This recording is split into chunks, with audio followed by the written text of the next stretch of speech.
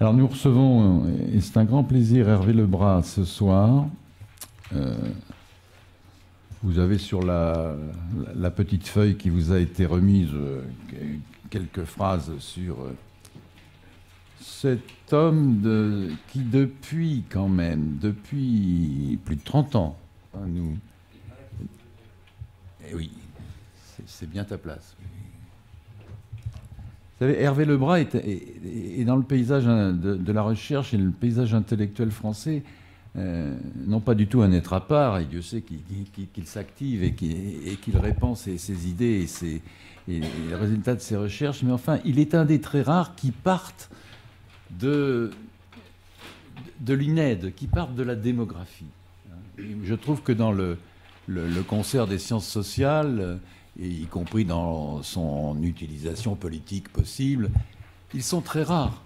Et moi, ça m'a toujours frappé, et pas seulement à titre d'historien, comment l'argument démographique par rapport à il y a 40 ans, a très largement disparu, n'est-ce pas, du raisonnement et même de la programmation politique des choses. L'argument démographique, les grosses masses humaines, n'est-ce pas, internationales et nationales. Et là, Hervé Lebras était de ceux qui ont tenu la barre vraiment très, très énergiquement, en ayant constamment, parce que c'est son métier, et ce qu'il aime bien, il sort de l'X quelque part, n'est-ce pas, avec je dirais, une fougue cartographique tout à fait étonnante, n'est-ce pas. Il a sans cesse retrituré, retripoté ses modélisations et bon. Et ça donne, je dirais, une œuvre tout à fait exceptionnelle et qui, à mon sens, n'a pas toujours été, dont le suc, à mon sens, n'a pas toujours été, je dirais, apprécié comme il fallait du côté des politiques. Alors, en deux mots, l'affaire a commencé en 1981. Ça s'appelle l'invention de la France. Voilà. Et tu y expliques que, bien sûr, nous avons une hétérogénéité foncière dans ce pays, mais que le besoin de faire France, finalement, l'a longtemps emporté, et parce qu'on s'était rallié avec des majorités variables, avec des implantations régionales variables, peu importe, mais on s'était rallié à l'idée que pour faire France, il faut promouvoir l'homme avec un grand H, quoi, et que c'est comme ça que les choses évolueront, et l'homme dans ses droits, dans ses droits de l'homme. Et dès le départ, avec l'invention de la France, Hervé Lebras donne sa singularité, je le répète. Il va nous faire constamment ce qu'il appelle un atlas anthropologique et politique des choses. Voilà. Alors, 1986, dans une œuvre qui continue, qui est très abondante, internationalement aussi, un deuxième livre qui s'appelle Les Trois France. Alors, il s'en expliquera peut-être tout à l'heure. C'est l'idée. Et alors, dans les Trois France, à mon sens, le doute s'installe un peu. Est-ce que l'homme avec son grand H nous suffit pour expliquer le cours des choses? Et là, il entreprend de nous dire une espèce de géographie secrète, finalement, où les relations humaines, et non pas simplement les rapports de classe, etc., ou les rapports économiques, où les relations humaines régissent, plus qu'on ne le croit.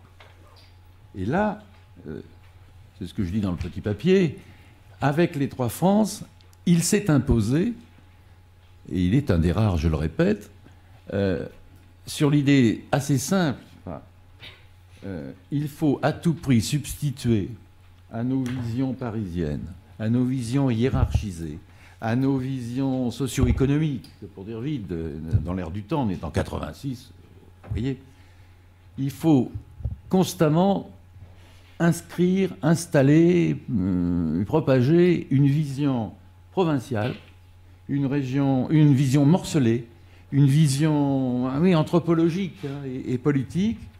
Et tu appelles ça à un moment l'histoire à l'envers, dans les Trois France. Et tu dois savoir que ça a rendu grand service aux historiens. ici ou là. Et là, qu'est-ce qu'on trouve derrière? De la religion, des structures familiales, du rapport au mariage, à la vie, à la mort, pour dire vite, et toujours avec ton ingéniosité cartographique. Alors, un grand saut chronologique, 2013, avec Emmanuel Todd, un livre qui s'appelle Le mystère français. Comment on dit, le doute installé après les trois France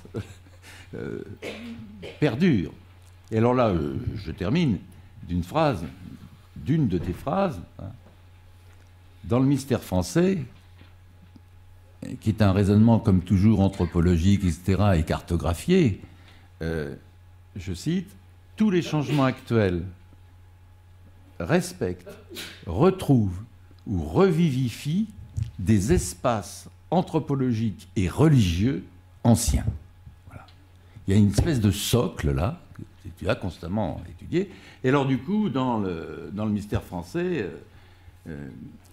tu expliques que notre pays souffre d'un espèce de déséquilibre nouveau, par non-reconnaissance de ce socle-là. Et que, je cite, notre pays souffre d'un déséquilibre nouveau entre les espaces anthropologiques et religieux qu'il constitue. Son cœur libéral et égalitaire qui fit la Révolution française est affaibli. Sa périphérie, autrefois périphérie par rapport à Paris, hein, et à l'État et tout ce qu'on veut, sa périphérie, autrefois fidèle à l'idéal de hiérarchie et souvent de tradition catholique, est désormais dominante. Nos dirigeants, parce qu'ils ignorent tout du mode de fonctionnement profond de leur propre pays, aggravent sa condition par des politiques inadaptées. Bon. Et leur dernière traduction, c'est ça, cette année, donc un atlas des inégalités chez Autrement, où tu cartographies les territoires de l'inégalité. Bref, tu es en pleine, je dirais, de façon originale, depuis 30 ans, tu creuses ton sillon et tu te trouves aujourd'hui, je dirais, en pleine actualité. Vous avez entendu le Premier ministre sur France 2 dimanche, n'est-ce pas, la lutte contre les inégalités et toute la politique du gouvernement. Vous avez entendu le premier secrétaire du Parti socialiste dans le JDD. Il s'agit maintenant vraiment d'impulser la lutte contre les inégalités. Voilà. Je te laisse la parole. Merci. Merci beaucoup, Jean-Pierre Rioux, pour cette introduction parfaitement historique. Et tu as sans doute raconté mon histoire. On entend? Oui. Et tu as sans doute, au fond, raconté beaucoup mieux mon histoire que je n'aurais pu le faire. Ce que je vais vous montrer ce soir, ça va tourner autour du livre, mais du dernier livre sur les inégalités, mais je m'en évaderai un petit peu à la fin, parce que je pense que vous êtes beaucoup plus concerné par le monde politique, donc j'essaierai de déboucher sur des cartes politiques. Je vous montrerai, vous verrez les cartes par derrière. Forcément, en plus de ça, elles seront assez petites à votre distance. Ça sera plus pour appuyer ce que je vous dirai, parce que souvent, sur une carte donnée, c'est des cartes que je fais à l'échelle des communes françaises, donc on a un rendu qui est très fin, et on peut s'attarder longtemps, mais ça sera plutôt poursuivre une sorte de raisonnement qui m'amènera à un constat politique. Alors, pourquoi justement les cartes, et tu l'as fort bien dit, c'est parce que c'est le moyen, une carte, quand elle est fine, permet de saisir la vie concrète dans des espaces concrets. Elle permet de se poser des questions à ce sujet-là et de ne pas raisonner avec des catégories socio-économiques très générales qui sont justement presque toujours utilisées parce qu'elles sont vues de Paris ou elles sont vues de personnes qui circulent assez peu en dehors de Paris. Alors, l'Atlas des inégalités, je l'avais fait au fond pour expliciter quelque chose qui était resté en plan dans le livre précédent avec Emmanuel Todd, dans le Mystère français, d'un côté on montrait, et je vais vous le remontrer, quelque chose qui est devenu assez classique, qui est la montée des inégalités métropolitaines, donc par rapport au centre, tout ce qui est la distance par rapport au centre des grandes villes ou des grandes agglomérations. Et puis simultanément, on montrait, d'où mon titre, qu'il y avait, indépendamment des inégalités entre ville, périphérie et rural profond, des inégalités fortes entre... Alors, je vais employer le mot région, mais c'est pas, quoi qu'on pourra y revenir dans les questions, c'est pas les régions au sens qui a été agité ces derniers temps dans leur fusion, c'est région pour désigner d'assez larges espaces, plus larges justement que des pays qui sont à plus petite échelle. Et il y a, vous allez le voir, de grosses, et vous le savez déjà, sans doute, mais ça permettra de le préciser, de très grosses différences et des différences qui s'accroissent entre régions françaises. Parce que la question des inégalités aussi, si elle m'a intéressé dans cet atlas, c'est que la France a assez bien résisté globalement à la crise de 2008 en termes d'inégalité. Quand on regarde les données comparatives, vous savez que l'inégalité a explosé dans les pays anglo-saxons, et pas seulement dans les pays anglo-saxons, au Brésil, dans d'autres pays. Et en France, elle a été globalement à peu près maîtrisée. Mais certaines formes quand on prend certains domaines, les inégalités se sont accrues, et c'est le cas des inégalités dans l'espace. Alors, j'essaierai de vous montrer assez rapidement que la métropolisation et les couches protectrices, donc à la fois ce qui se passe au niveau des métropoles et ce qui se passe dans cette coupure qu'il y a entre régions, au fond plus ou moins en forme, plus ou moins en crise, elle s'explique, ou du moins elle se ramène à aussi une coupure sociale. Et à ce moment-là, elle permet une certaine compréhension des différences politiques actuelles dans les résultats des élections. Alors la métropolisation, à chaque fois que je lèverai ça sera qu'il y aura une... Voilà. Alors, hop, la carte suivante. Alors, c'est une carte qui montre ici quelle était la proportion de gens de gens âgés de 20 à 24 ans en 1982. Donc, la manière dont sont faites presque toutes les cartes, ça s'appelle des cartes lissées, c'est-à-dire qu'au lieu de mettre on prend chaque commune, mais on étale la population de chaque commune autour. Et de cette manière-là, vous voyez qu'on retrouve mieux les villes, et puis on gomme les irrégularités. C'est un peu comme le lissage qu'on fait de courbes économiques, de courbes boursières ou de courbes de croissance mensuelle qu'on va transformer pour en tirer un trend plus régulier. Et vous voyez que là, il y a une zone où les jeunes sont peu nombreux, qui est en bleu, presque toujours. Quand c'est fort, ça sera en rouge et brun. Quand c'est faible, ça sera en bleu et bleu foncé.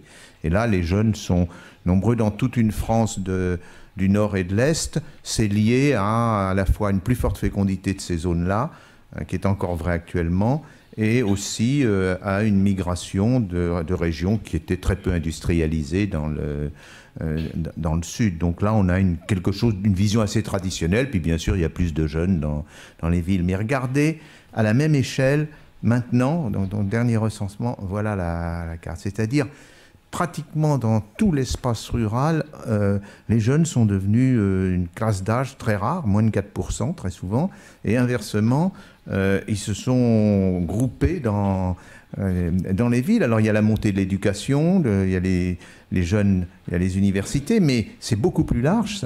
C'est au fond devenu une sorte de moment du cycle de vie de la jeunesse, et je pense que ça aura des implications très importantes, parce que quand plus tard ces jeunes vont migrer hors du centre-ville, mais ils auront eu toute une période de leur socialisation qui se sera passée dans ce centre-ville. J'ai pris 20 à 24 ans, c'est pour des raisons de données, mais ça déborde, hein, c'est au-delà de 24 ans. Vous pouvez être étonné qu'il y ait un gros point rouge sur la Corse, La Corse, c'est pas toujours très fiable, hein, les données, mais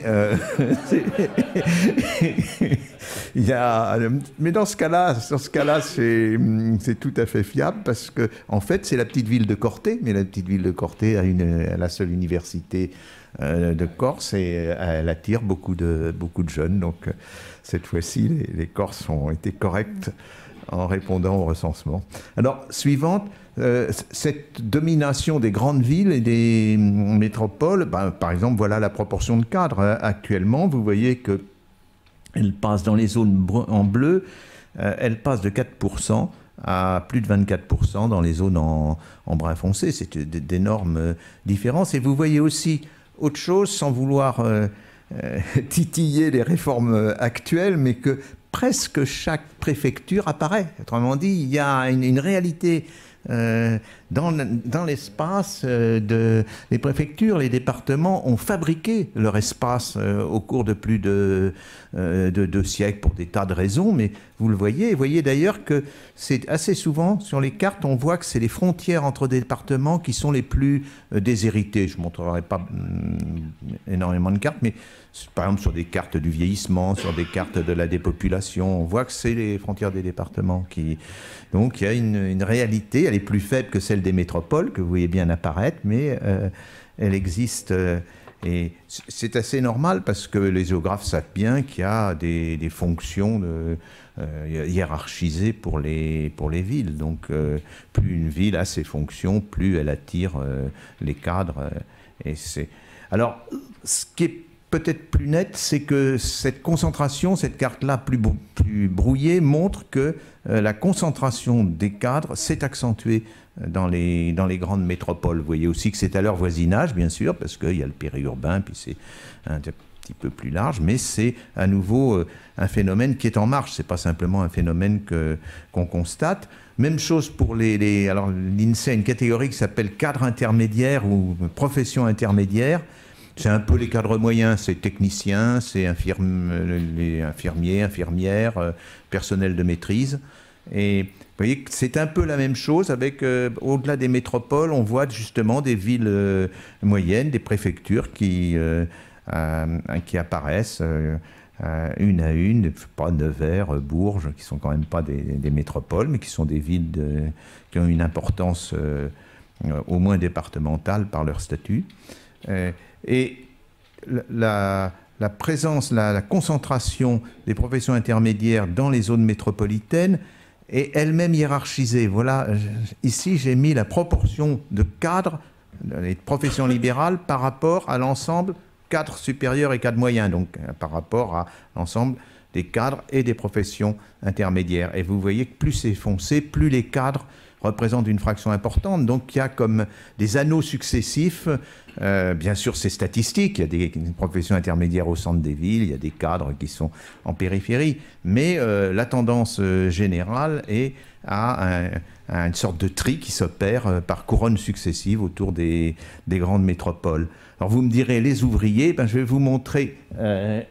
voilà, les ouvriers en 1982, et très vite, je vais demander à ce qu'on fasse osciller je vais mettre la carte suivante, qui sont les ouvriers maintenant, comme proportion de la population active. Vous voyez comment il y a d'abord eu un repli, et les cartes ne sont pas à la même échelle, la proportion d'ouvriers a beaucoup diminué, mais quand on fait bouger on passe d'une carte à l'autre, on voit comment ça s'est creusé autour des métropoles et des grandes villes. Les ouvriers sont devenus assez souvent des ruraux. La proportion d'ouvriers, vous le voyez, est même la plus forte sur la frontière de département.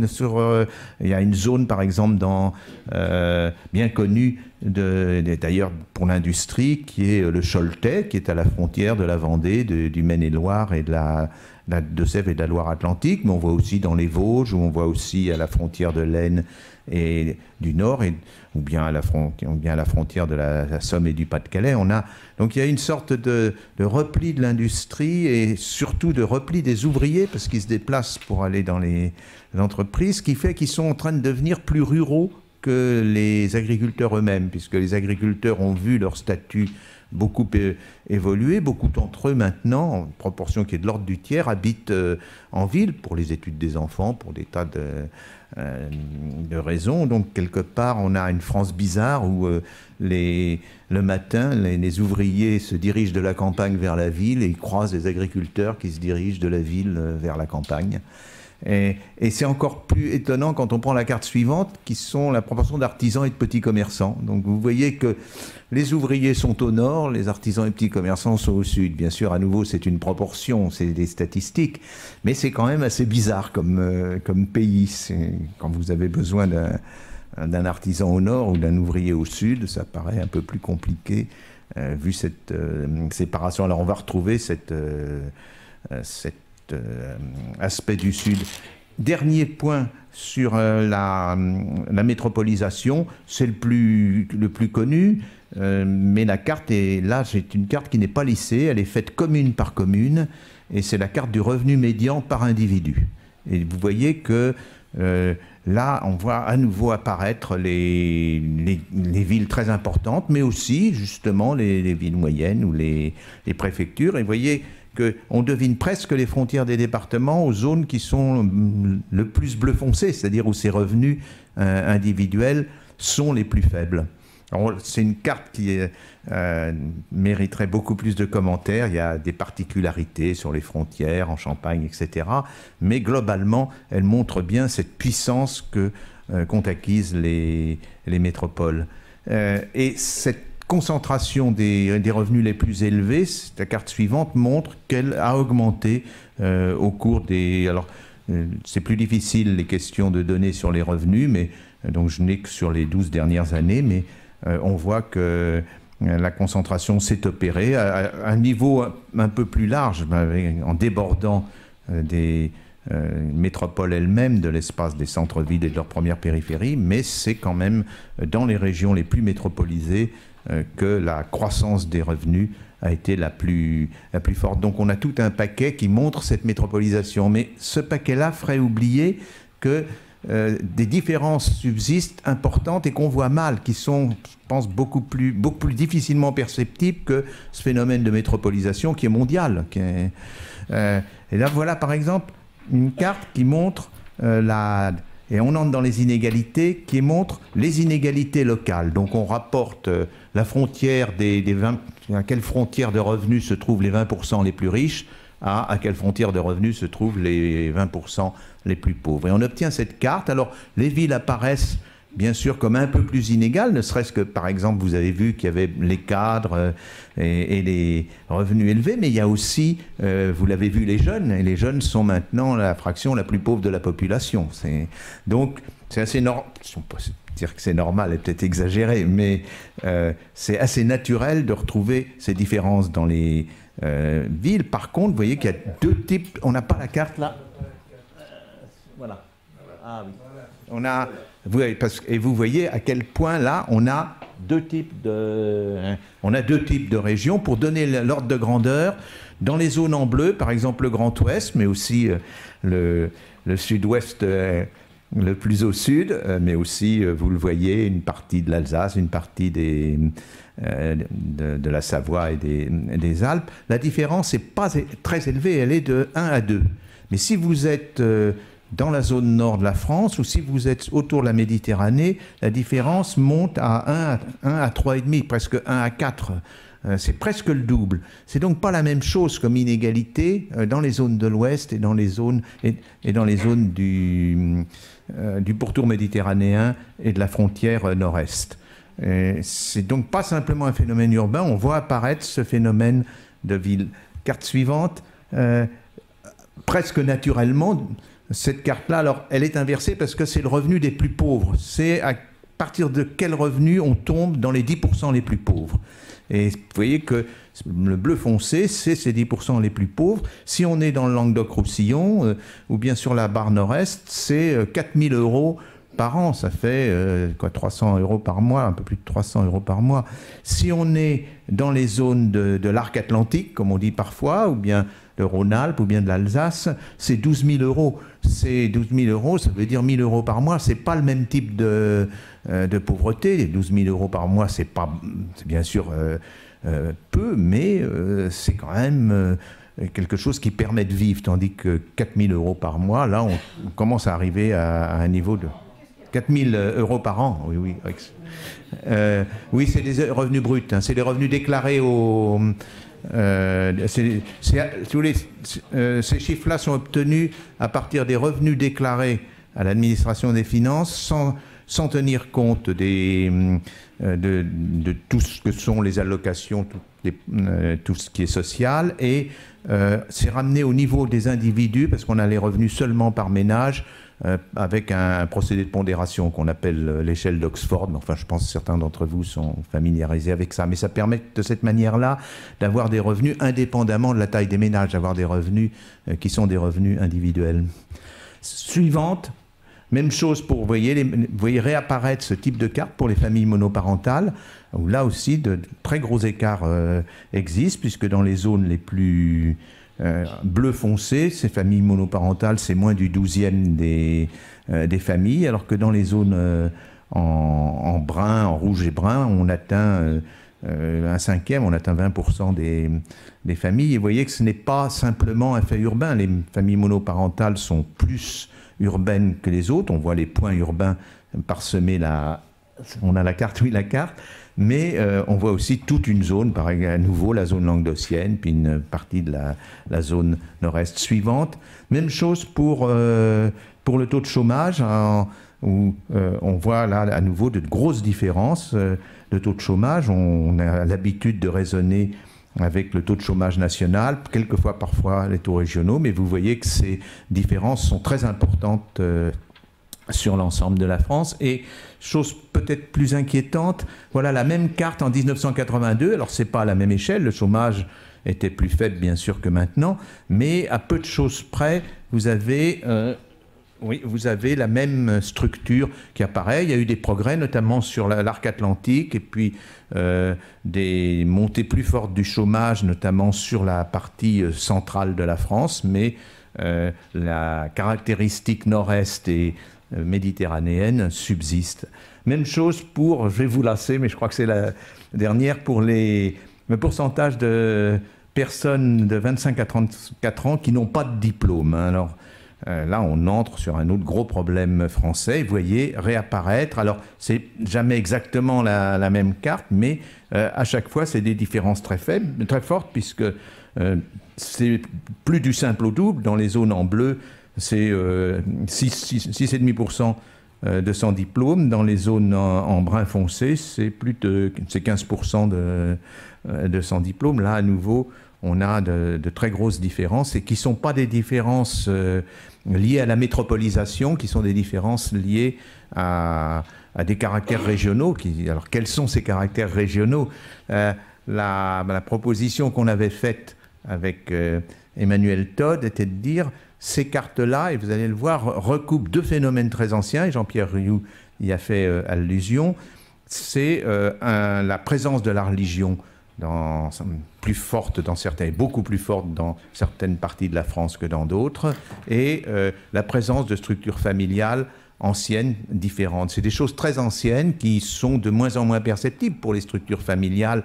Presque toutes les structures observées maintenant sont nucléaires, mais les modes de vie induits par ces structures, les comportements, sont restés, notamment des comportements de coopération entre générations, ou des comportements de voisinage, des comportements de solidarité, qui sont tout à fait différents. On s'explique sur la raison de ces comportements, qui sont justement, pour ça que le mot anthropologique a été utilisé, c'est des comportements de proximité. Et ce qui se passe, et le mot couche est un peu une allusion à cela, c'est qu'au fond, la couche du haut, qui est la couche de la citation que tu as donnée correspond assez bien à cela, la couche du haut, qui était la couche étatique, s'est affaiblie, et donc les couches protectrices, comme on les a appelées, jouent un beaucoup plus grand rôle. Elles jouent un rôle, au fond, de filet de protection, et là où elles n'existent pas, ce filet n'existe pas, et donc les régions qui sont dans ce cas-là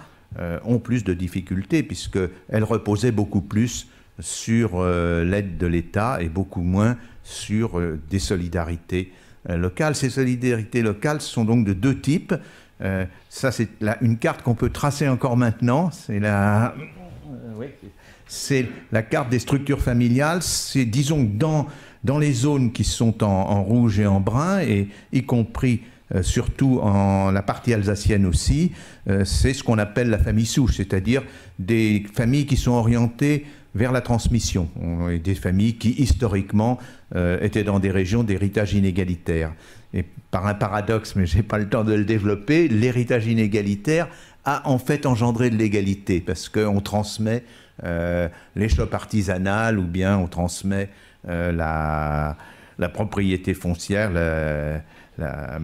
l'exploitation agricole dans son entier. Et alors que dans les régions du Nord, particulièrement les régions du Nord-Est de champs ouverts, on a procédé à cause de l'héritage égalitaire à des divisions successives. Et c'est un fait assez général, c'est que quand on a l'égalité pour un certain phénomène, on peut avoir un autre phénomène perturbateur qui entraîne une grande inégalité beaucoup plus forte qu'on aurait pu l'imaginer, alors que s'il y avait eu un correctif de l'inégalité, le phénomène qui a entraîné l'éclatement et la pulvérisation des possessions agricoles dans le nord-est, c'est la différence de fécondité. Quand vous avez deux générations de suite, 6 enfants, chacun a un 36e. Quand vous avez 2 générations de suite à un enfant unique, vous avez chacun, ou l'enfant unique tout seul, à 1. Donc rien qu'en 2 générations, vous passez de 1 à 36. Et c'est les régions du Nord-Est, c'est leur histoire, parce que ce n'est pas 2 générations. Historiquement, on peut tracer l'héritage égalitaire et la famille nucléaire bien avant l'industrialisation, à partir de la Renaissance, on en est pratiquement sûr. Et d'ailleurs, ça inverse le raisonnement, c'est parce que il y avait eu cet héritage égalitaire qui a eu constitution d'un prolétariat agricole. 80%, au recensement de 1851, 80% des paysans étaient des ouvriers agricoles, des journaliers, on disait. À l'époque, il leur restait quelques lopins de terre, mais ils ne pouvaient pas survivre sur ce lopin, donc ils louaient leurs bras, on les appelait aussi brassiers ou haricotiers s'ils avaient un cheval, alors que si vous étiez dans l'Aveyron ou dans la Lozère ou dans le Lot, c'était 75% de paysans petits propriétaires. Donc l'héritage inégalitaire avait fabriqué l'égalité, paradoxalement, et l'héritage égalitaire a fabriqué l'inégalité. Et cette inégalité dans le Nord a formé ce prolétariat agricole qui, plus tard, a servi, bien entendu, de prolétariat ouvrier à l'industrie. Donc la cause est plutôt dans le sens la structure familiale a conditionné une structure industrielle qu'en sens inverse, qui était classique chez les auteurs de la fin du XIXe siècle, qui accusaient l'industrie d'avoir brisé la famille. Et c'est un grand historien anglais, Peter Laslett, qui a au fond montré le renversement de la causalité, parce qu'en Angleterre aussi, ces mêmes phénomènes se sont produits. Donc là, vous avez une carte au fond, ce qu'a été un type de famille qui a influencé très fortement un grand nombre de rapports sociaux élémentaires. Et un anthropologue français, Georges Augustin, a résumé d'une formule la différence entre au fond, le nord de la Loire et le sud de la Loire, en disant au nord de la Loire on hérite d'un nom, au sud de la Loire on hérite d'une maison, et au nord de la Loire un nom ça se divise, alors qu'au sud de la Loire une maison en général ça ne se divise pas. Donc c'est deux types de sociétés qui ont profondément marqué qui ont profondément coupé la France. Et la seconde protectrice, mais je suis devant un auditoire qui la connaît sans doute même mieux que moi, c'est la couche religieuse. Et là, vous avez une carte qui donne c'est une très belle enquête dans les années 60 sur la pratique religieuse qui a été effectuée par chaque curé de paroisse rurale et qui a noté sur une année combien de personnes venaient régulièrement à la messe le dimanche. C'est ce qu'on appelle les messalisants. Et on a rapporté ce nombre de personnes à la population de plus de 20 ans au recensement. Pour vous donner les chiffres, dans les zones en bleu foncé, c'est plus de 90% d'assistance à la messe dans les années 60. Dans les zones en brun, c'est parfois proche de 0%. C'est 2 France là-dedans. Et là, il y a toute l'histoire politique et derrière. Et c'est très ancien. Voilà une carte qu'on a pu tracer grâce à un très beau travail d'un historien américain, Timothy Tackett, qui montre à la Révolution comment la France s'est coupée en deux, parce que les curés, les prêtres, devaient prêter serment à la Constitution.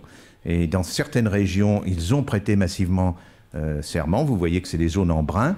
On les a appelés les curés jureurs. Et dans d'autres régions, c'est celles qui sont en bleu. Ils ont refusé. C'était les réfractaires. Et cette coupure est restée pratiquement la même, on peut dire, jusqu'à maintenant. Il se trouve que j'ai pu, grâce à un petit artifice avec Jérôme Fourquet, avoir une idée de ce qu'était aujourd'hui la pratique religieuse en France. Elle a beaucoup baissé par rapport à... Globalement, elle était de plus de 40% dans les années 60, elle est de 13% maintenant, mais c'est pratiquement la même carte, avec peut-être une petite montée justement des villes, mais à part cela, on retrouve cette très grosse coupure. Et du coup, quand vous mettez... Suivante. Voilà. C'est une sorte de combinaison de ces deux couches protectrices. Plus c'est foncé, plus... Alors, vous voyez d'un côté la plus... je vais le décrire sur...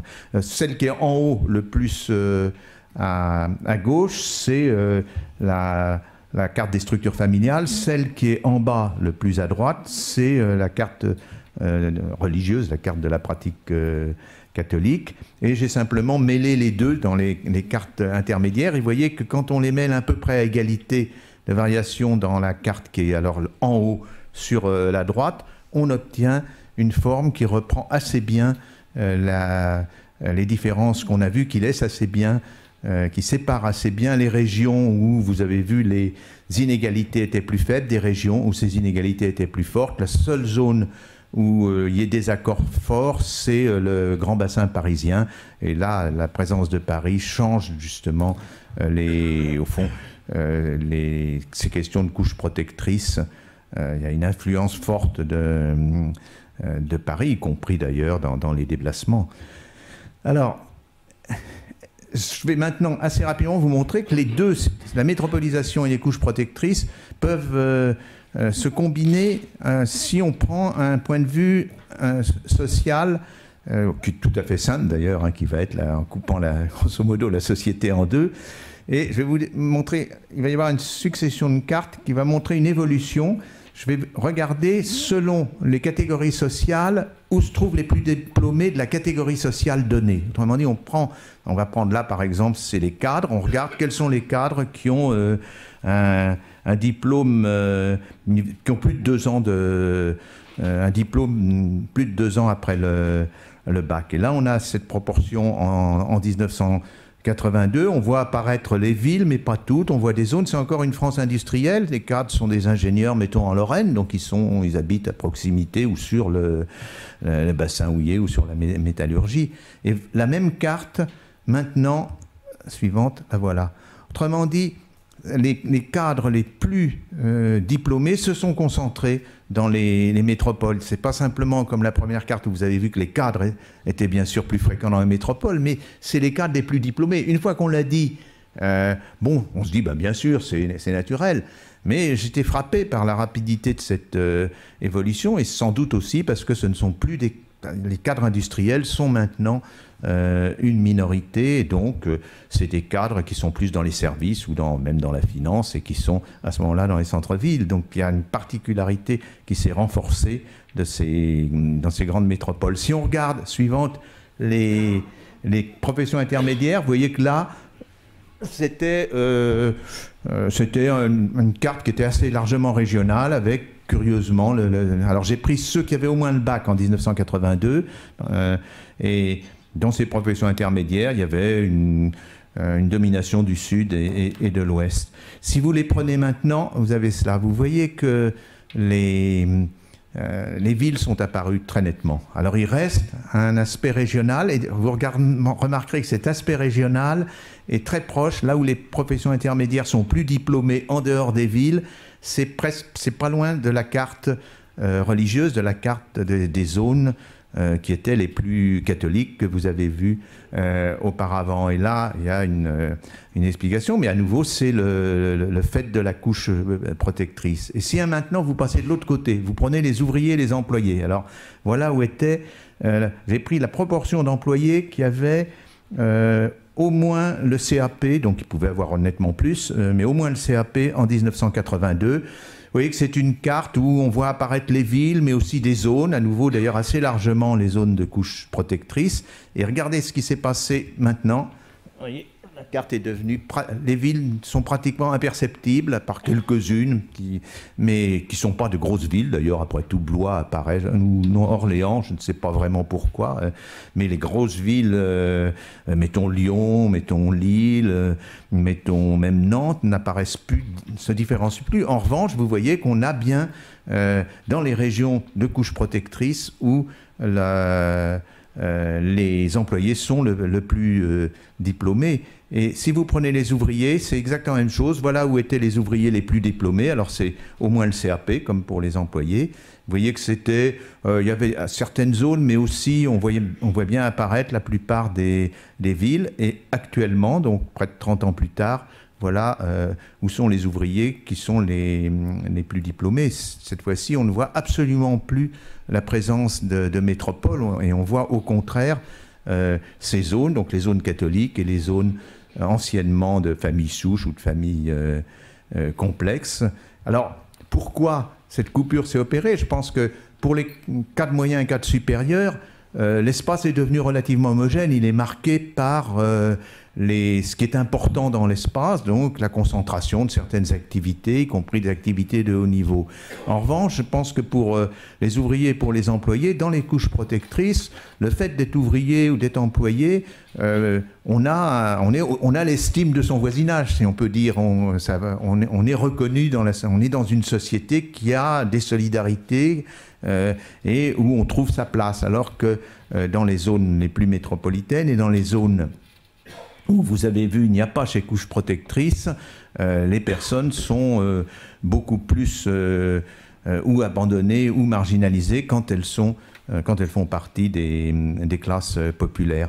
Je vais tirer un argument, là j'ai terminé la partie sociale, et rapidement je vais montrer quelques cartes politiques, parce que je vais en tirer un argument sur des questions politiques. Alors ça sera plus... les Américains diraient tentative, hein, c'est plus un essai que, mais ça repose aussi sur des données tout aussi sérieuses. Donc je vais essayer de vous montrer quelques cartes qui lient la politique à ces couches protectrices. Voilà, là je reprends la carte que vous avez déjà vue, qui est, je ne sais pas exactement, c'est un autre critère, mais presque le même, qui vous montre la présence encore maintenant de la dernière trace de ces structures familiales. Parce que je n'ai pas la possibilité de tracer des cartes fines avant les années récentes.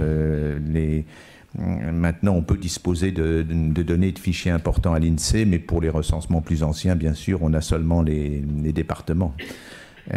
Et là, je vous ai mis 4 cartes qui m'ont toujours considéré, qui sont, alors il y en a 2 qui sont tout à fait simples, qui sont les 2 du bas, c'est Ségolène Royal et Hollande au second tour de 2012.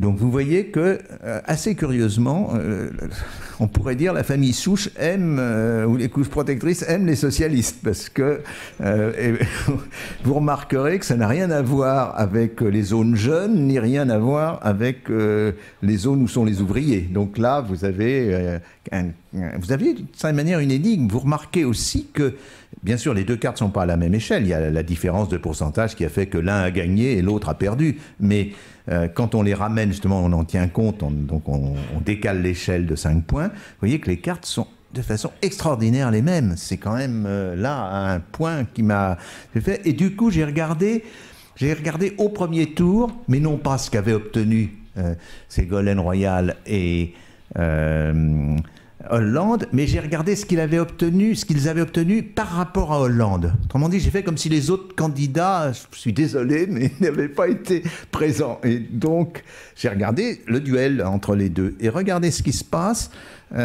quand les 2 cartes du haut, c'est la part que représente au premier tour Ségolène Royal sur Ségolène Royal plus Sarkozy. Et même chose pour Hollande. Les cartes sont exactement les mêmes qu'au second tour. C'est comme si le premier tour donnait le second tour rien que par l'opposition du candidat socialiste et du candidat UMP de Sarkozy d'ailleurs, puisqu'il est le même. Je n'ai pas d'explication, mais il y a quelque chose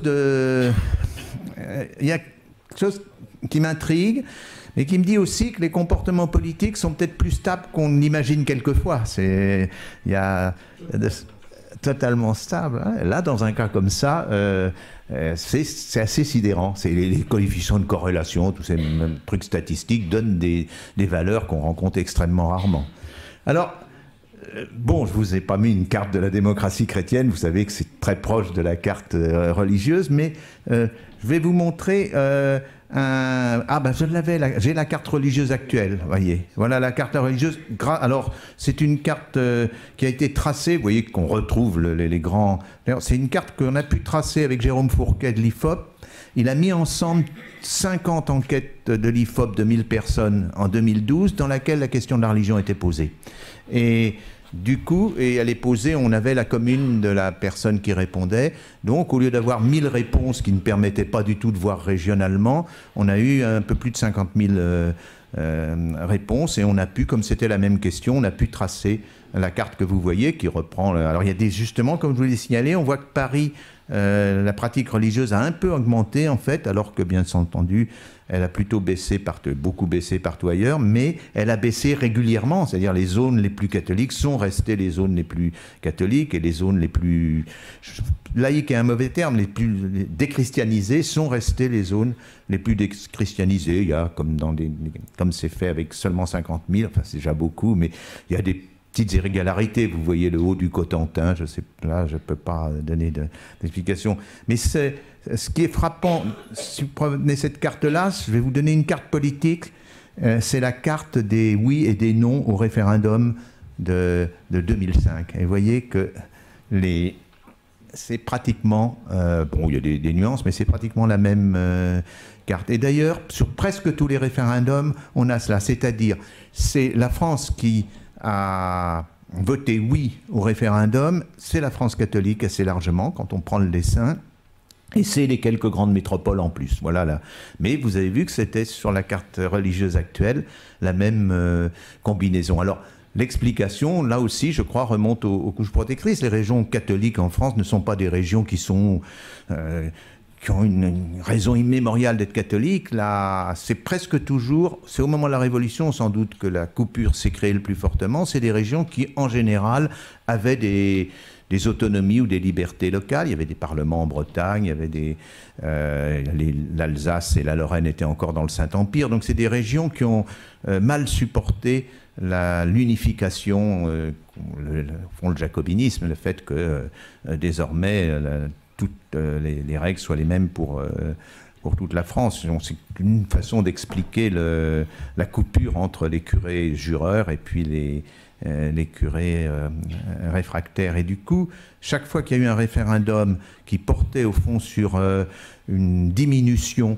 des pouvoirs de l'État central, que ce soit régionalisation ou Europe, on a cette même carte qui est apparue. Sur chaque référendum, on a cette carte. C'est la France catholique qui a dit oui à la régionalisation, oui à l'Europe, et la France déchristianisée qui a dit non. Alors, je vais terminer par deux petites choses. Une chose, tout ça c'est aussi, c'est plus hypothétique, mais j'ai fait autre chose, et là, devant votre auditoire, je pense que ça peut vous intéresser, parce que j'ai regardé au niveau des cantons, qui était le niveau le plus fin que j'avais, quelle est la différence entre les voix de Hollande au second tour de 2012 et les voix de Mitterrand au second tour de 1981. Comment 30 années s'étaient passées. Et ça vous donne cette carte qui est pas... Et là, il n'y a pas de lissage. La carte est faite canton par canton, et vous voyez qu'elle est extraordinairement homogène. Et vous ne pouvez pas manquer de voir que, très largement, c'est des zones qui étaient au fond les zones... alors c'est les zones religieuses ou de pratique catholique, mais aussi les zones assez liées à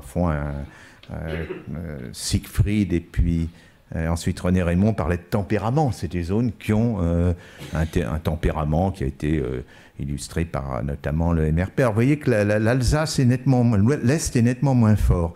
Et au fond, l'Est est nettement moins fort parce qu'il s'est passé autre chose. Donc, il y a eu, d'une certaine manière, une conversion du centre, au moins pour le second tour, vers le candidat socialiste. Et c'est pas partout parce qu'il y a eu les pertes qui sont en bleu. En rouge, c'est les gains, vous le voyez, et en perte, les pertes qui sont en bleu suivantes.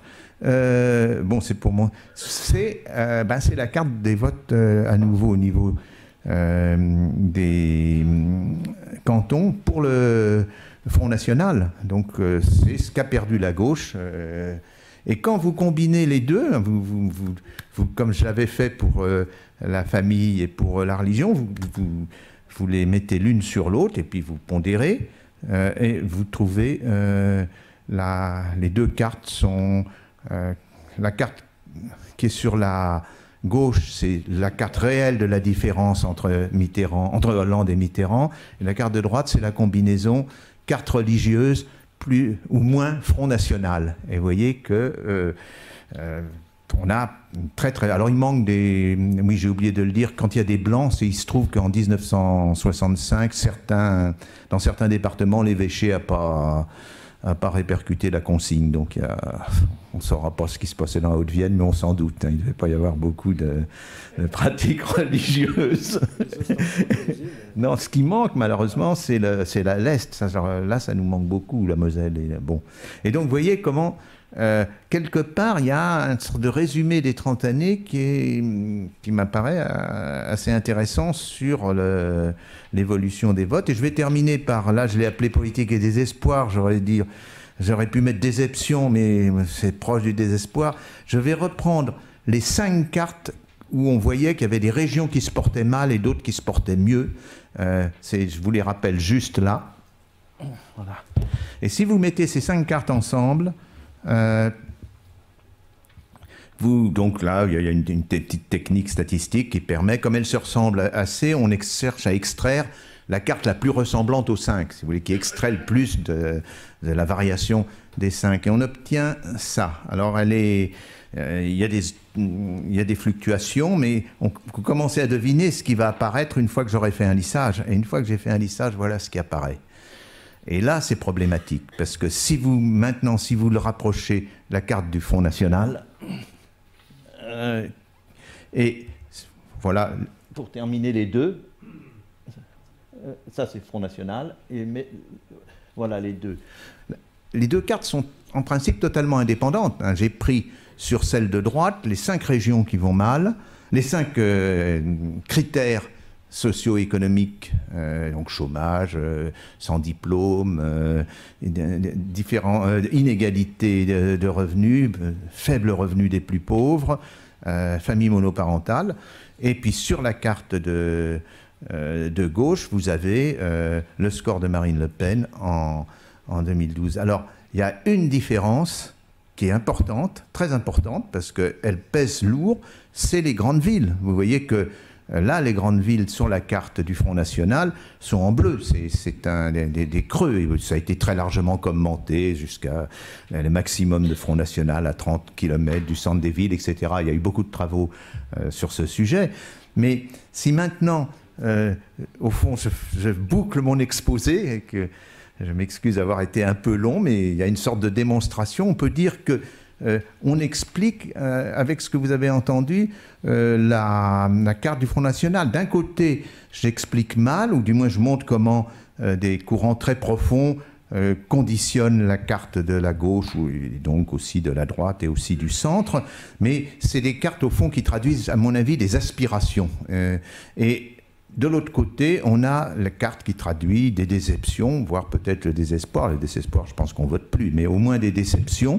Et dans ces déceptions, on retrouve les deux phénomènes sur lesquels j'ai insisté au milieu de l'exposé. On voit que qu'est-ce qui vote pour le Front National? D'une part, c'est dans les zones où il n'y a pas de couche protectrice. Et Et c'est dans les zones où on est loin des métropoles. Et vous avez vu que c'était les moins éduqués des cadres et des professions intermédiaires qui étaient le plus loin des métropoles, et que c'était les moins éduqués des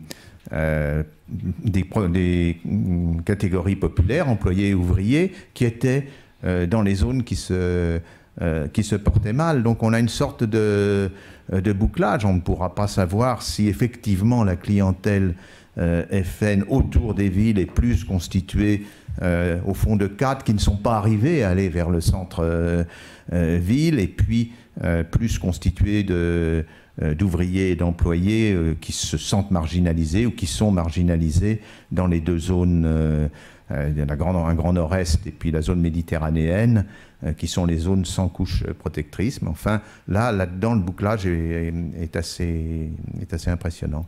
Je vous remercie de votre attention.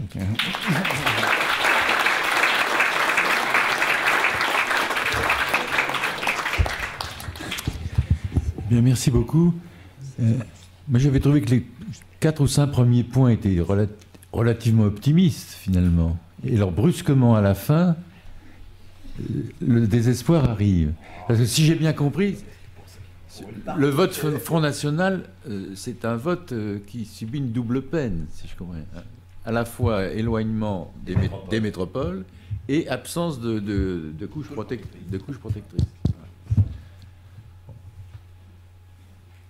Les questions ne vont pas manquer. Quand vous parlez de religieux, vous confondez protestants et catholiques, ou c'est réellement C'est plutôt catholique, si j'ai bien compris. Parce que vous n'avez employé que le mot catholique. Oui, non, c'est catholique.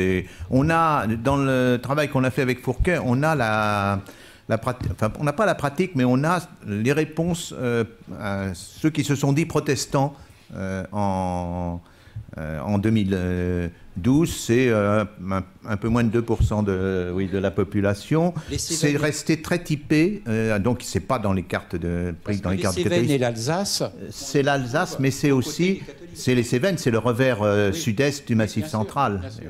Et simplement la partie, j'avais une carte plus ancienne qui est le seul recensement français qui a demandé la religion est en 1872.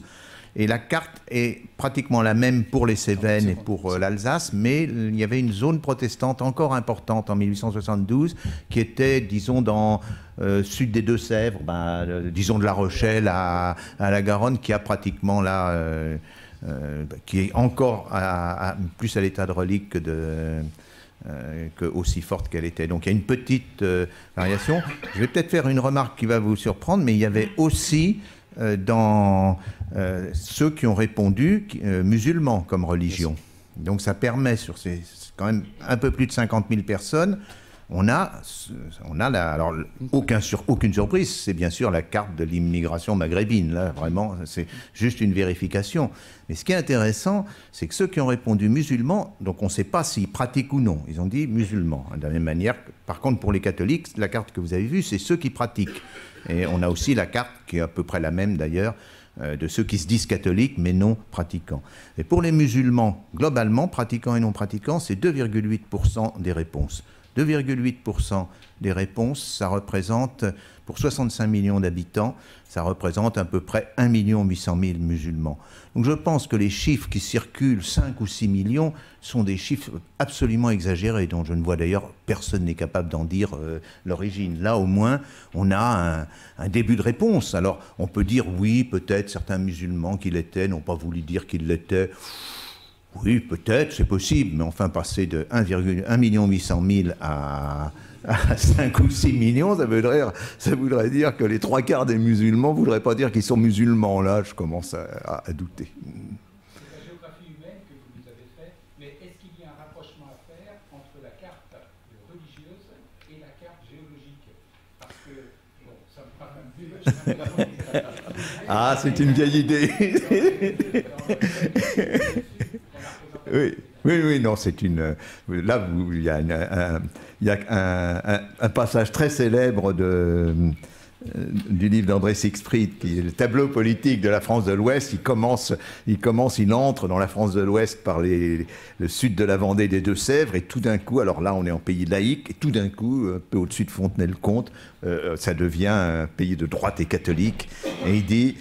il a cette phrase qui est restée célèbre, il dit « Le calcaire produit l'instituteur et le granit produit le curé ». Voilà, donc... voilà.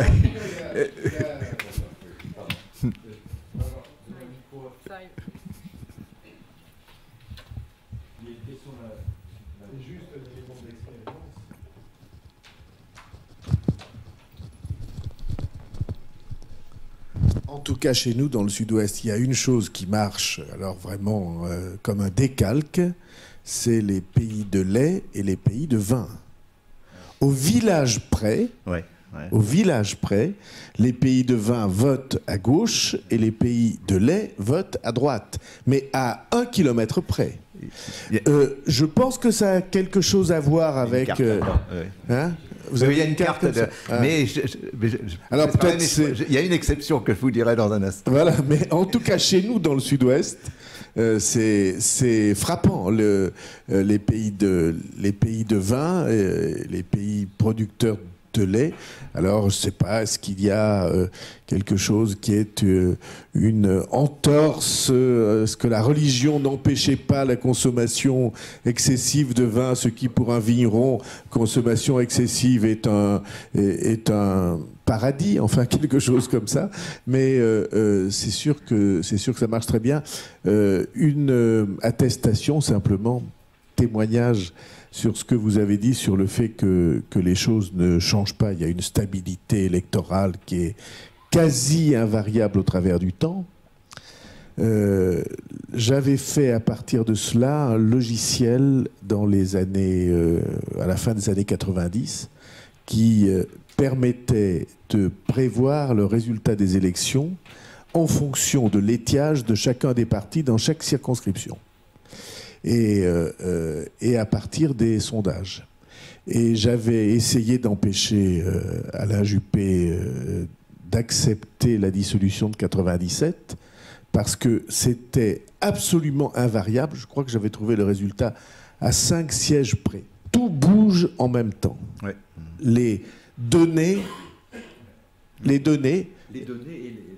c'est-à-dire, si vous avez une gauche très haute, elle sera extrêmement haute dans les pays qui lui sont favorables et assez haute dans les pays qui ne lui sont pas. Tout bouge comme un bateau qui monte avec la marée. Et donc, le hasard ou l'aléa est extrêmement faible. Peut-être moins de 5% lié à des personnalités. Et on s'aperçoit que tout le monde bouge en même temps. Ça rend très humble. Moi, je suis l'élu de la première circonscription démocrate chrétienne de France en 1924. Donc c'est très bizarre. Hein. Mais c'est comme ça bouge en même temps. Et enfin, dernier point, je suis né dans un village très à gauche, dans les Pyrénées-Atlantiques. Alors c'est des petites zones où je croyais qu'il était très à gauche parce qu'il y avait beaucoup de syndicalistes pour une grande usine métallurgique à côté. Et je me suis aperçu que c'est le premier village qui avait saisi les biens du clergé au moment de la Révolution, dans le département. Alors. Et pourtant, les métallurgistes n'étaient pas là, les syndicalistes étaient ni nés ni à naître, et pourtant, c'est un peu comme si, je ne sais pas quoi, théorie des climats, dirait notre ami Montesquieu, je ne sais pas, mais en tout cas, c'était déjà le cas en 1789. Voilà. Alors, je vous remercie parce que ça... tout à fait dans la ligne. Mais il y a quand même il y a deux exceptions, et puis je reviendrai sur les curés jureurs. Il y a une carte dans l'Atlas où justement j'ai mis la proportion, j'ai pas mis le lait, mais j'ai mis les vaches laitières, donc, et on est très proche, sauf il y a tout le Limousin. Et là, qui lui est très à gauche. Donc, en raison de la structure de la propriété. Oui, alors on retrouve le métayage, c'est-à-dire le métayage qui a fabriqué d'ailleurs des familles multiples. On retrouve la même chose en Italie, le communisme, disons, en Émilie-Romagne et dans la région de Florence, c'est lié à ce régime de métayage qui était un régime très pauvre. Mais il y a quand même une exception qui... Très souvent, j'ai été amené à faire de la cartographie électorale au lendemain des élections. Donc, justement, je pensais pouvoir prévoir. J'ai quand même été presque toujours largement déçu. Et parce qu'il y a des mouvements qui apparaissent ou qui disparaissent. En 81, il faut se souvenir qu'en 81, les sondages privés du samedi avant le premier tour de la présidentielle donnaient le PC à 19%. Et il a été à 14,5%. Et c'était le point. Alors, bien sûr, il a baissé aux mêmes endroits où il était, mais c'était central, parce qu'à ce moment-là, le PS n'apparaissait plus comme... Les mouvements existent, mais ils sont homogènes. Voilà, ils sont homogènes. Absolument, quand et votre comparaison de l'autre, je prends... Voilà. Ouais. Et localement, si on prend... Moi, je connais plus la Bretagne que le sud-ouest, mais vous avez une petite zone, si on avait regardé la carte plus attentivement, qui est une zone qui s'appelle le Huelgoat, qui est à cheval sur les côtes d'Armor et le Finistère, où les curés étaient jureurs, où Charles Tillon était originaire de là, le Parti communiste reste très implanté, et d'ailleurs les bonnets rouges sont là, Calac est l'épicentre de cette zone, et un de mes amis médiévistes m'a montré que c'est pas l'argile, mais qu'au XIIe et XIIIe siècle, avec les régimes de défrichage monastique, il y a eu une institution tout à fait particulière de village collectif qui s'appelle la Kévèse.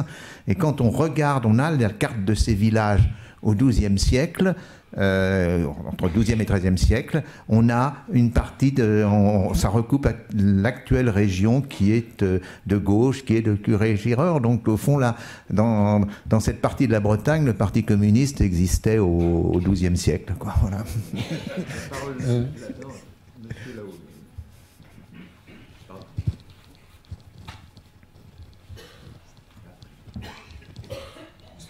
Monsieur, non, Bon, juste, en voyant vos cartes, j'avais une réflexion sur les départements qui font l'objet d'un débat actuel, évidemment, hein, sur l'organisation territoriale. Et j'ai eu l'impression que la sauvegarde du département, aujourd'hui, à la lumière de vos cartes, sert davantage à donner l'illusion qu'on va faire survivre des villes moyennes, plus que sauver véritablement le territoire rural vieillissant, appauvri, isolé. Est-ce que c'est une impression partagée, sachant que les situations sont tout de même diverses sur le territoire?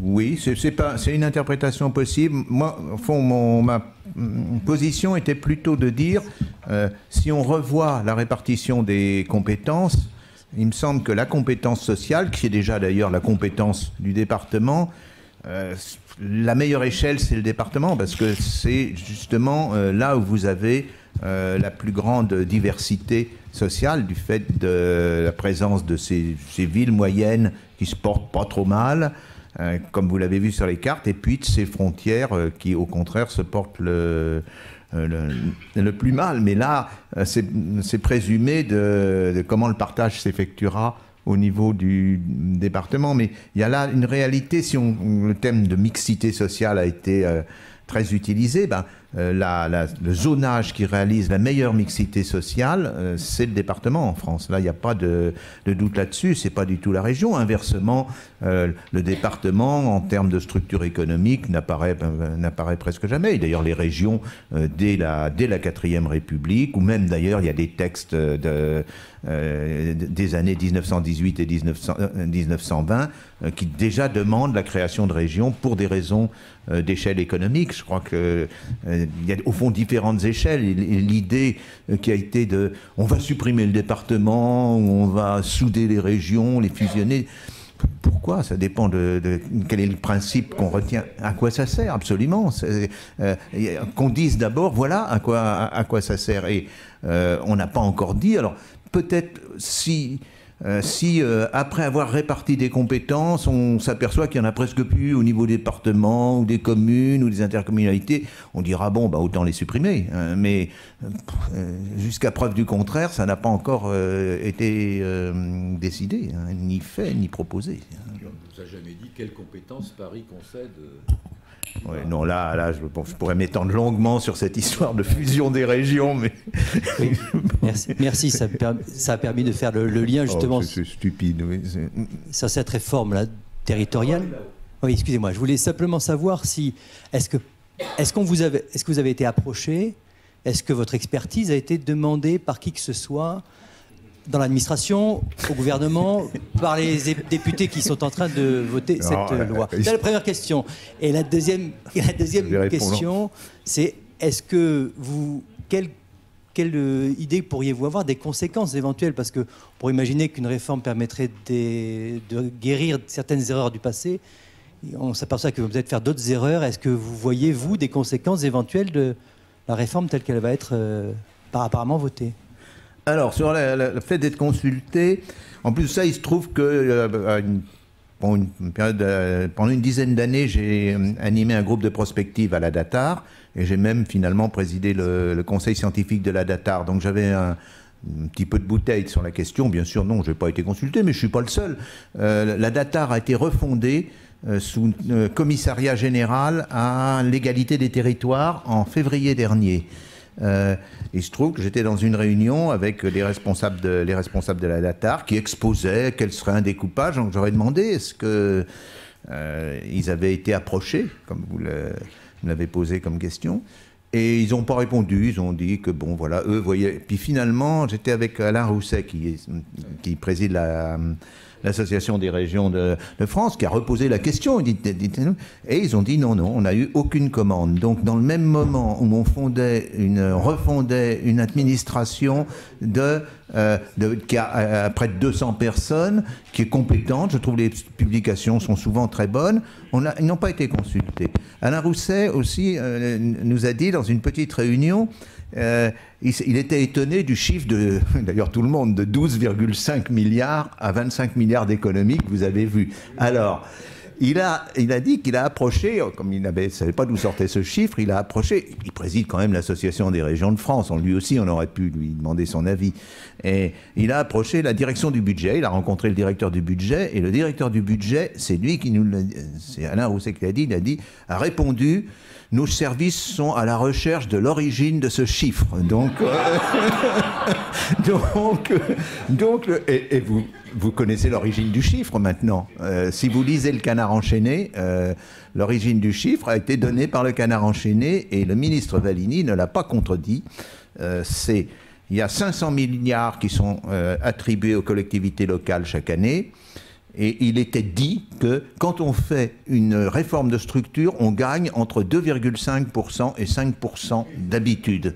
Alors d'où sort ce pourcentage? C'est comme un homme sur 4 meurt de faim, ou bien, et d'habitude. Donc c'est 12,5, c'est 2,5% de 500 milliards, et 25 milliards, c'est 5% de 500 milliards. Donc voilà, dire d'ailleurs, on pourrait alléger le nombre de fonctionnaires si on peut faire des calculs aussi facilement sur l'utilité des réformes. Donc voilà en ce qui concerne ça. Alors est-ce qu'on y gagnera? Non. Alors là, c'est une autre histoire. Et là, j'ai répondu, et à nouveau, l'Association des régions de France a publié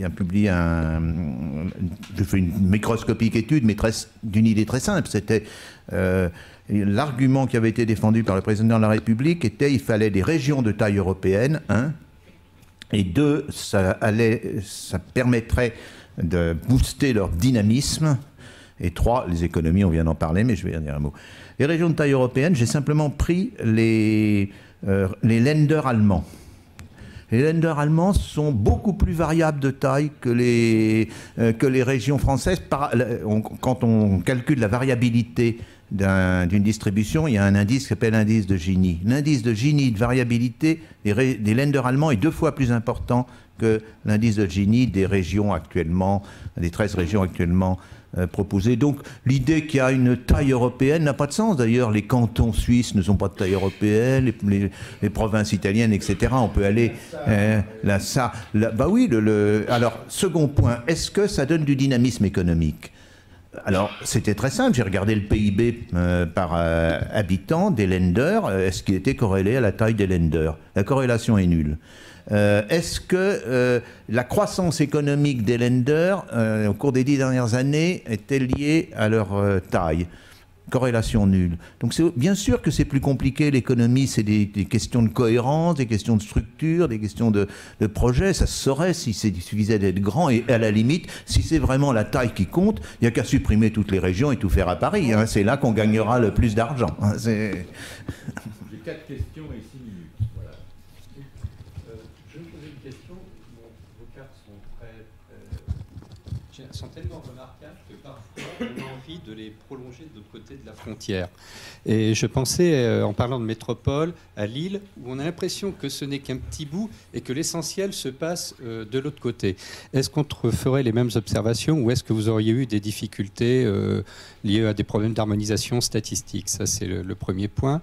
Le deuxième point, sur les inégalités, vous calez plus sur des inégalités de revenus. Qu'est-ce que donneraient des cartes avec des inégalités de patrimoine?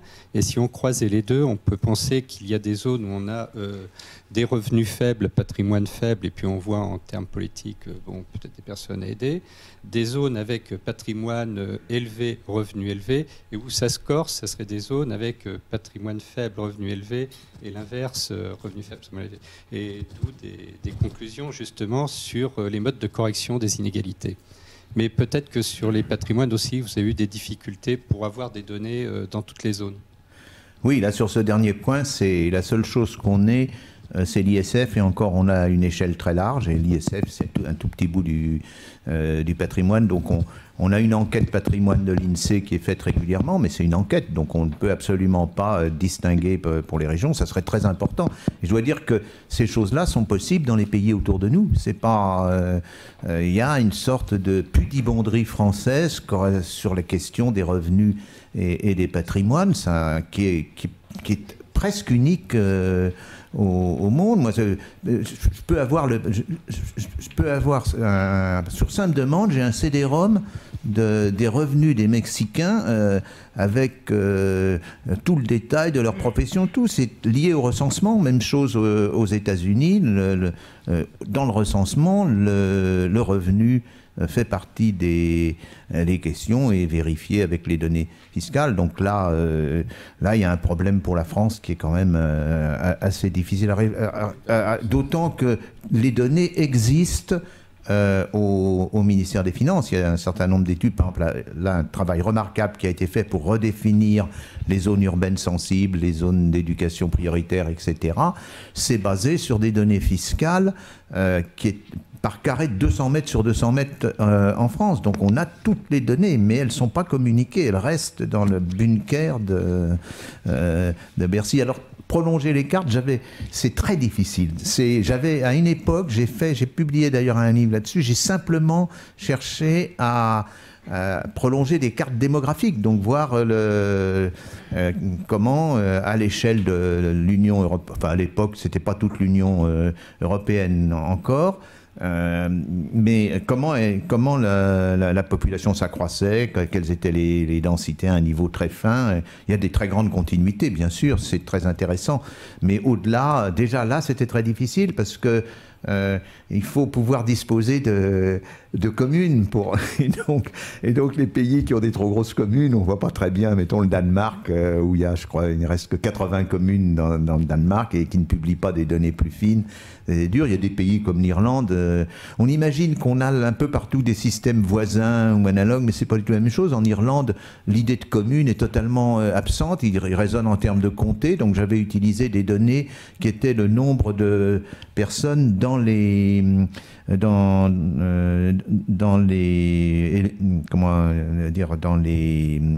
lieux où on faisait les scrutins électoraux, dans les bureaux de vote. Voilà, j'avais les données du nombre d'inscrits dans le bureau de vote, qui était le seul moyen d'approcher la population de l'Irlande. Donc quand ensuite on s'aventure sur des questions comme par exemple les cadres, C'est pratiquement impossible de recoller les cartes. En même temps, j'ai des collègues qui font des travaux analogues, notamment en Allemagne et en Italie, et les résultats sont très voisins. Ils sont très voisins à la fois. L'Allemagne, c'est moins clair pour la régionalisation, parce qu'il y a la coupure Est-Ouest qui subsiste encore en grande partie, mais en Italie, c'est bien sûr très très clair, les régions riches et les régions pauvres. Là, on n'est pas du tout justement une exception dans ce que je vous ai montré des différences régionales. Ce qui est plutôt préoccupant, c'est qu'elles augmentent en France, donc qu'elles nous mettent un peu au niveau de ce qui se passe dans des pays voisins, entre la Flandre et la Wallonie, ou bien entre tout le nord de l'Italie et puis le sud et les îles.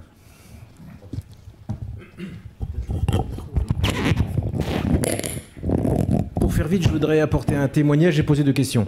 Premier témoignage, à quoi ça sert? Alors je fais référence un peu à mon expérience au Crédoc. Nous avons, tu t'en souviens évidemment, toutes ces techniques de cartographie et de traitement de données ont quand même été rendues possibles par les progrès des calculateurs et de l'ordinateur. Et donc, au début des années 80, le Crédoc, avec Nicole Tabar, avait commencé à faire ces traitements-là. Simplement, nous traitions plutôt, enfin, elle traitait plutôt en très infra par rapport à ce que toi tu fais. Et on avait en particulier vu, et je crois que ça doit toujours être le cas, que là où il y a une évolution qui est très très forte, c'est dans les habitats et la façon dont les gens se déplacent à l'intérieur même des quartiers ou d'une commune à l'autre. C'est-à-dire que, pour faire simple, l'accession à la propriété, la voiture et les promoteurs ont fabriqué à l'intérieur de catégories extrêmement fines de territoires des véritables ségrégations. D'un quartier à l'autre, on a vu des variations très fortes. Mais ce que je voulais dire, c'était le témoignage que je voulais apporter, c'est que moi, ce qui m'avait beaucoup frappé, c'est que s'il y a des gens qui sont très intéressés par ce type de carte, ce sont les entreprises de commerce en particulier. Parce que c'est très important pour l'immobilier commercial de savoir où on va implanter. Et par contre, effectivement, mobiliser le politique sur ce type de données, je ne sais pas pourquoi ça n'enclenche pas, mais finalement, ce n'est pas spécifique à ce type de questions, hein. C'est vrai sur plein d'autres domaines. Pour prendre un exemple qui n'a strictement rien à voir, moi j'ai connu je ne sais pas combien de dizaines de plans de réforme de la sécurité sociale où ça se termine toujours dans un cabinet ministériel sur des coins d'enveloppe en y faisant peu appel aux travaux scientifiques. Non, j'avais 2 questions pour aller vite. La première question, il me semble que par rapport à tes travaux d'il y a 30 ans, il me semble que dans la balance entre les structures familiales et la religion a remonté. Il me semble que... tu es d'accord avec moi? Il me semble qu'il y a 30 ans, c'était un peu... l'idée dominante, c'était quand même les structurations familiales. Alors, je ne sais pas si je te laisserai nous expliquer pourquoi tu as... Je te laisserai la dire. Alors, mais justement sur cette question, alors, il y a un vieux monsieur qui était un sociologue de la religion qui est mort il y a 15 jours, qui s'appelait Émile Poula, qui est mort à 93 ans, et qui a été dans les 4 ou 5 sociologues majeurs du fait religieux des 50 dernières années. Je m'arrête aux 50 dernières années. Et la laïcité, oui, mais je le dirais plus de Bobéro que de Poula. Poula a quand même été beaucoup dans le catholicisme. Mais je pose ma question. Poula avait une thèse, et qui était sa thèse, qui était le triangle de Poula, dans lequel il expliquait les catholiques en France, depuis d'ailleurs Léon XIII et la fin du XIXe, sont en fait à égale distance du libéralisme et du socialisme. Et il y a un intégralisme catholique qui est de refuser les 2 catégories que sont le libéralisme et le socialisme. Et je trouvais que ces thèses aboutissaient assez bien d'ailleurs à une certaine conception du centre, qui est un centre dans ses racines chrétiennes, qui ne veut pas se donner à un camp ou à l'autre et qui bascule. Et je voulais évoquer ça parce que dans les cartes que tu nous as montrées, la Bretagne apparaît cohérente. La Bretagne ne bouge pas. Or, on avait dit dans les années Mitterrand que l'arrivée de Mitterrand, ça avait été le basculement à gauche chez les socialistes des Bretons de l'Ouest, etc. Alors comment est-ce que tu conjugues ton analyse, d'une certaine façon, que ça ne bouge pas, cette idée un peu de Poula sur le triangle du catholicisme, et puis le basculement. Et puis alors c'était juste pour faire un peu l'avocat du diable, parce que moi j'ai regardé quand même attentivement les résultats des dernières européennes, et il me semble quand même que dans la montée du Front National et dans la déstructuration des socialistes et du vote socialiste, il y a une différence, pour faire simple, entre celui qui est extrêmement ancré depuis très longtemps, qui est le Sud-Ouest, qui a par exemple beaucoup résisté, et celui d'autres types de régions où ça s'est pratiquement complètement effondré. C'est-à-dire, est-ce qu'on peut corréler tout ce que tu nous dis par un autre indicateur qui est le degré d'intransigeance dans les façons de penser, dans les façons de s'exprimer, et qui résisterait, d'ailleurs ça renvoie aussi à les travaux de sociologie géologique, qui résisterait d'autant plus que les gens sont sur du dur. C'est-à-dire dans le sud-ouest, alors des mines de Carmaux jusqu'à Emmanueli dans les Landes. Comment se fait-il que quand tu regardes les européennes, le vote socialiste a beaucoup résisté dans ce coin-là, alors que dans d'autres régions, je pense en particulier au nord, il s'est totalement effondré. Et là, le boulevard pour Marine Le Pen a été extrêmement important. Bon, la dernière réponse. Rapidement. Bien sûr, ce que je cherche, c'est à avoir une vue d'ensemble à partir de phénomènes locaux. Donc, bien entendu, mes cartes sont, ne serait-ce que par le lissage, gomment des différences locales qui sont très nombreuses. Il faudrait imaginer, j'avais cherché à faire un travail à une époque là-dessus, il faut imaginer ces différences comme, c'est une théorie mathématique qui est celle des fractales, c'est-à-dire que chaque fois que vous passez à un niveau plus faible, vous retrouvez de la différence et ainsi de suite. Et prenez par exemple un exemple très simple, les différences de fécondité en France. Quand vous les prenez, elles existent au niveau des régions, puis des départements, puis à des niveaux encore plus fins, puis qu'elles existent à l'intérieur d'un immeuble. Il y a des familles de 6 enfants, puis des familles sans enfants ou avec un enfant, donc à toutes les échelles. Mais il y a un point commun, c'est celui-là que je fais apparaître, mais c'est une petite part de la variabilité malgré tout. Heureusement d'ailleurs, la variabilité individuelle reste très forte. Sur les entreprises, oui, c'est tout à fait juste, mais alors il y a un pays où c'est massivement fait, c'est les États-Unis. Ils ont toute une discipline qui s'appelle Demometrics, et ils utilisent les données de recensement pour toutes sortes de buts commerciaux. C'est assez curieux qu'en France on le fasse relativement peu. Et oui, c'est ça. Mais c'est pas pratiqué. Il y a des grosses entreprises aux États-Unis, alors qu'en France, sur l'Ouest, il se trouve que j'ai travaillé à un niveau plus fin sur l'Ouest récemment. Honnêtement, j'ai fait un petit atlas des pays de la Loire, qui ont failli d'ailleurs disparaître, et l'atlas avec lui, mais heureusement, les pays de la Loire sont restés intacts, donc mon atlas a été publié. Et c'est remarquable de voir qu'effectivement, l'Ouest a assez largement, dans les années récentes, basculé vers la gauche, mais, comme tu le sais, le vote modem, le vote démocrate chrétien, est resté, même c'est plutôt amélioré. Il n'a pas du tout pâti. Il n'y a pas eu un reversement de l'un à l'autre. Oui, absolument. Là, il y a toute une structure à comprendre qui est intéressante. Sur le FN, là, il faut bien voir que ce qui se passe au FN, et vous en avez eu au fond un avant-goût dans ce que j'ai montré, c'est un basculement. C'est-à-dire, il y a un FN qui est celui du père, qui est un FN xénophobe, illibéral, qui a une certaine géographie, et cette géographie, il y a un FN de la fille la fille est étatique, et elle s'adresse aux marginaux, aux gens qui sont plutôt exclus, disons, qui n'ont pas accès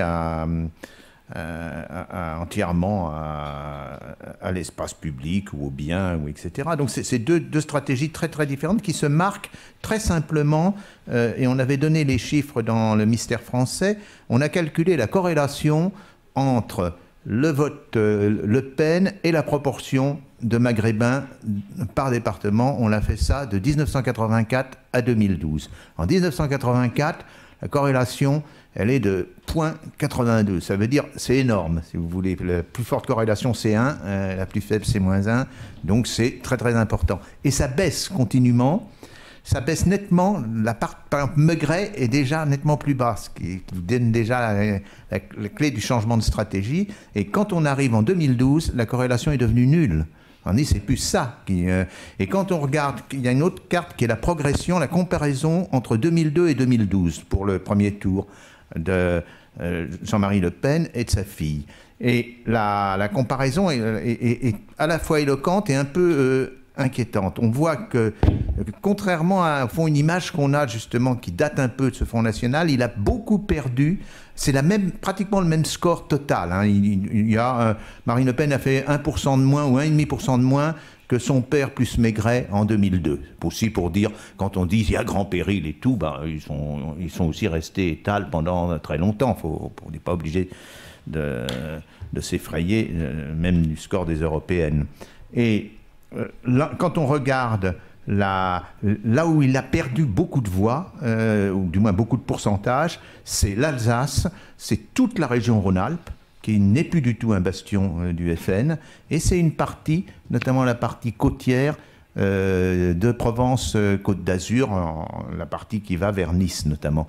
Et donc, c'est des régions qui se portent plutôt bien d'ailleurs. Et inversement, il y a une progression, et tu as tout à fait raison, par exemple, mais la progression très forte, c'est vers le Limousin, c'est vers disons la partie, le sud de la Normandie, c'est sur les franges. Et quand on regarde dans le détail, c'est cette fois-là une progression dans les communes les plus rurales, où le score. Jérôme Fourquet, dont j'ai parlé tout à l'heure, a fait un tout petit travail, mais très intéressant. Il a regardez pour la Loire-Atlantique la croissance du vote Front National, et il avait une carte en peau de léopard, donc il ne comprenait pas, et quelqu'un lui a dit mais il suffit de tracer les routes nationales, et c'est les points qui sont loin c'est les communes qui sont loin des quelques routes nationales. Donc il y a vraiment un phénomène particulier au fond de vote de personnes qui sont à l'écart, qui sont à l'écart au fond, bien sûr socialement souvent, mais peut-être surtout aussi géographiquement, mais les deux, vous l'avez vu dans mes cartes, commencent hélas à se recouvrir. Autrement dit, ce ne sont pas les idées du Front National qui se répandent, c'est les gens qui vont au Front National. Oui, absolument. Écoutez, merci encore à Hervé Lebras. Je vous donne rendez-vous le 21 janvier. Ceux qui ont des questions rentrées peuvent les lui poser maintenant. Mais je tiens vraiment à ce que l'horaire soit respecté. Et vous avez tout évidemment dans l'Atlas des inégalités, chez Autrement.